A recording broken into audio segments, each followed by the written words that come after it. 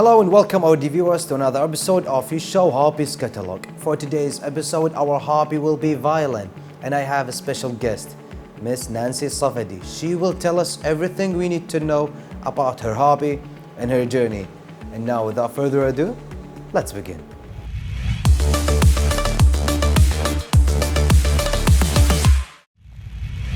Welcome back our viewers. Right now I have with me Miss Nancy and her hobby is violin. Is that correct, Miss Nancy? That's true, very much, yes. For how many years you've been practicing your hobby? Since when you started? When I started at age 10. Before that, I used to be a pianist. I started with piano, age 7. And then I decided, okay, I want to start with violin. I started learning at age 10 and all the way up until now. Until now, that's almost 16 years ago. 16 years ago, that's true. But you started at the piano. You were a pianist at first. Yeah, exactly. Because my mother is a pianist and actually my whole family, they're all musicians. But because my mom is a pianist, She wanted you to love the same thing that she loved. Yeah, exactly. So she can teach me. I don't need to bring a teacher. So she can teach me. She can be like keeping update with me. But I was rebellious. I said, you know what? No, guys, I want violin. You want something different? Yeah, I want to be unique. And why you chose the violin? Why didn't you choose Well, like maybe the guitar or any other instrument? Yeah, that's an interesting question. I listened to classical music ever since I was a kid. So, classical music is about orchestra, so many instruments, it's not just violin. But what always caught my attention and what my ears were drawn to all the time is the sound of the violin, actually. So I felt like my heart is really like kind of beating fast. I don't know if this line is cheesy or whatever, but I really felt like I really want to play this. I really want to play this instrument. And I decided, okay, I want to do this. I want to start practicing. At the first, it was a hobby, of course. I was a kid, so I don't know what should I do with violin. I just want to learn. I want to be able to play. But deep down in myself, I always had the vision that I want to be on a stage one day and performing for thousands of people. Not a hobby. Yeah, this is what it was, a dream for me. So, but that dream was really like a fairy tale. You know how kids have fairy tales in their heads. My fairy tale was to perform on a stage in front of thousands of people. But that was only an idea. I was just practicing at home, playing in front of my family, and that's it. Yeah, my fairy tale was become a superhero, but unfortunately that's impossible. That's impossible. Yeah, try something else. I did. For the ice hockey, and I became an ice hockey player. But after that I say, okay, there's university, there's too much things.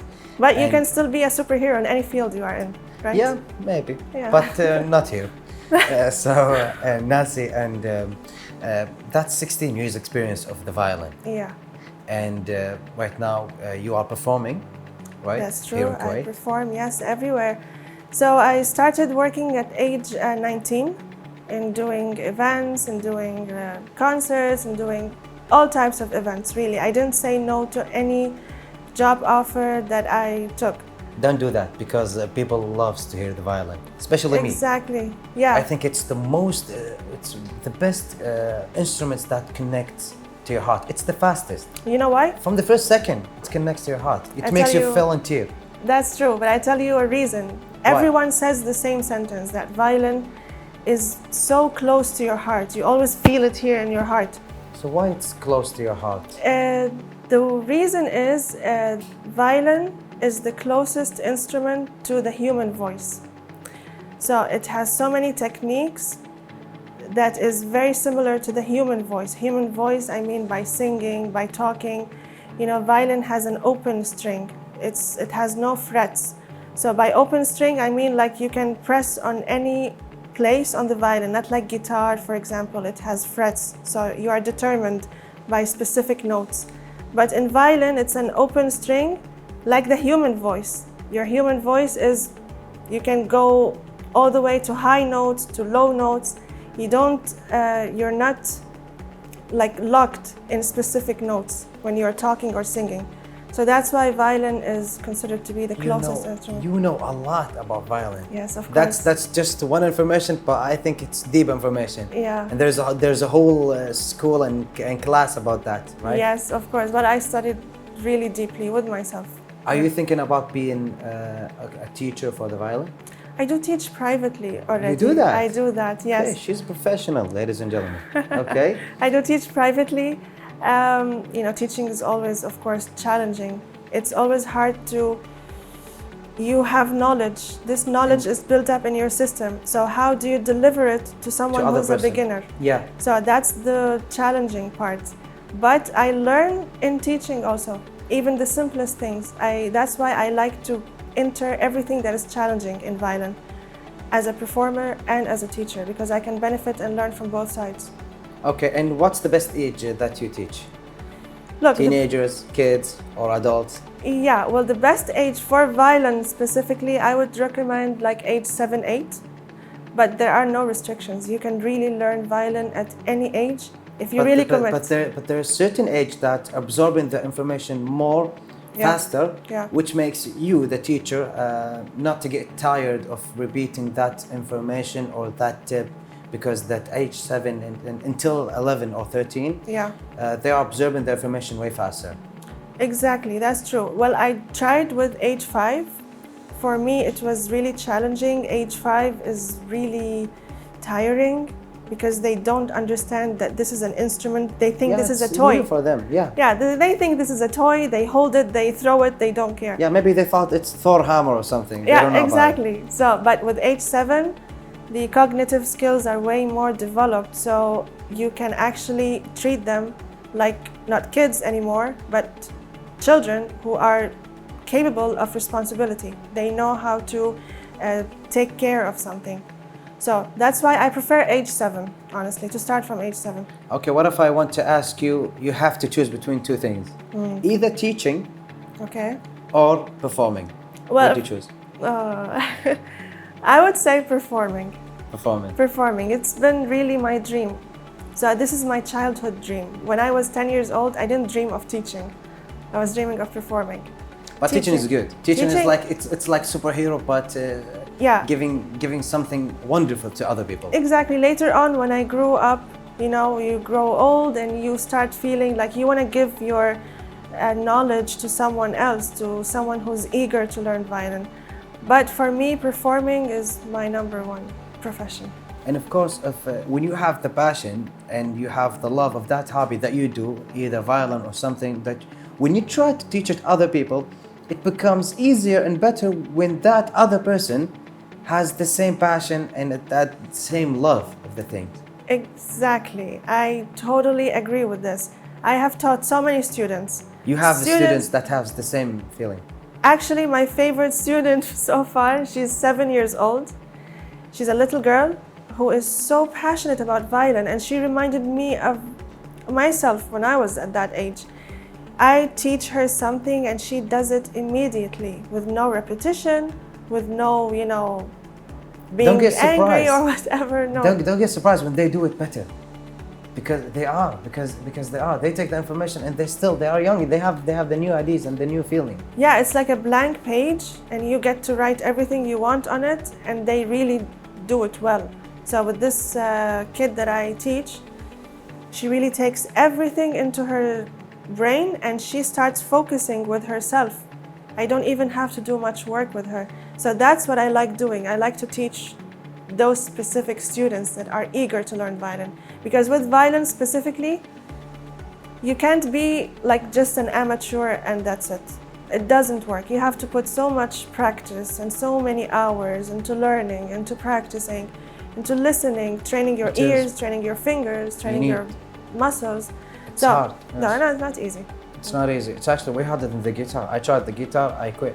I couldn't continue with that. So if you teach me violin, you're not going to handle me. Maybe you'll start pulling your hair, Yeah. Because if you want to learn someone about these types of hobby, violin or any other instruments or that other type of hard hobbies, they need to learn it since they were like 7 and 6 years old, as you said. Yeah, but not necessary. Repeat again that learning is not restricted to any age. As long as you can put the time and effort to practice. But if you don't, then it's impossible. That's the only difference.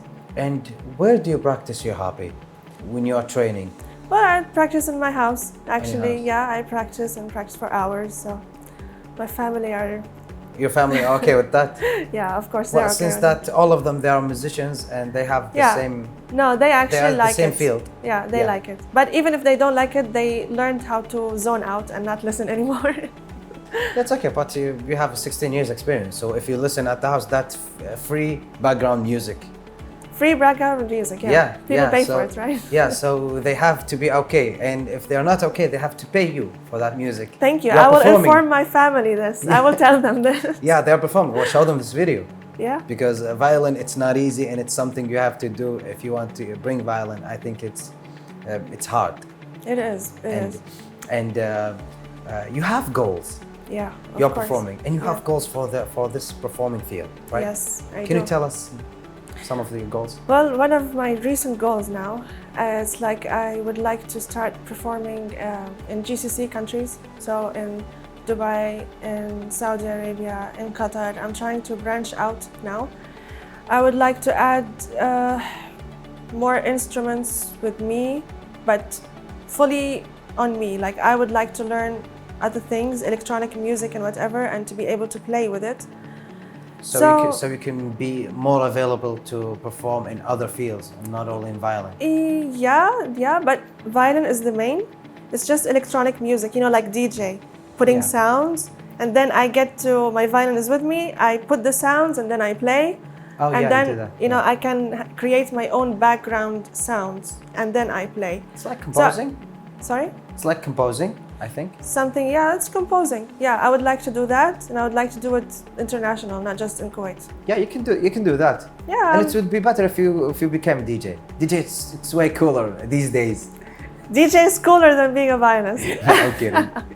Okay, so you can reach these goals easier. Yeah, I if can. you have 16 years experience.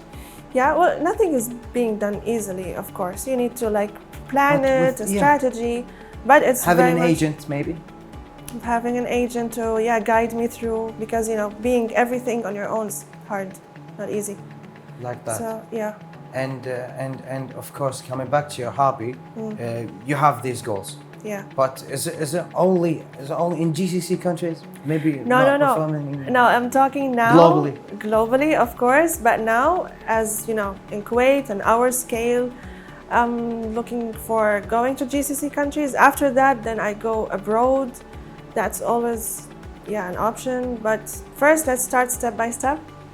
You know, GCC countries, then international. You're doing well here in Kuwait.